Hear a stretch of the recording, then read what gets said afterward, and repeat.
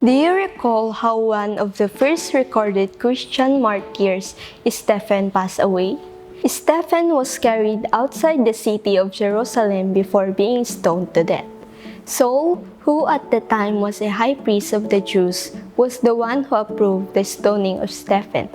Saul was a devout Jew who persecuted and threatened Christians in an effort to utterly destroy their ability to spread the gospel and Christianity.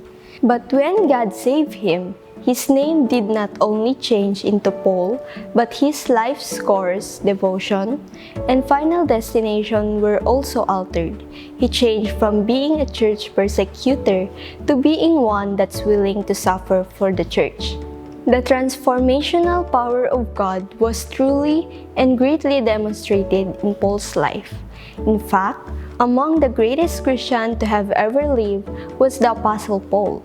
He suffered for the sake of Christ. He gave up a life of comfort, success, fame, and promise in order to preach the gospel of grace.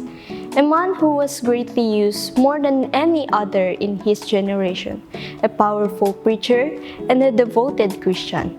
In many ways, we can compare ourselves to Paul, because like him, we also were sinners. But there was that grace that claimed our lives and brought us back to God. And to tell you, the grace that changed him is the same grace that got you and I saved.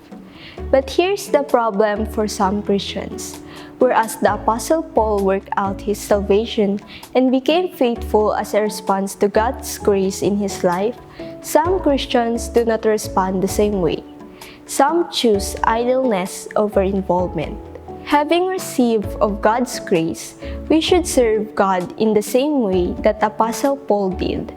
Sure, we may not be or may never be as useful as he was in the ministry, but God's grace makes even. As we continue to recognize God's grace in our lives, we should work to fulfill His calling. We ought to aspire to Paul's level of spiritual maturity, dedication, and commitment.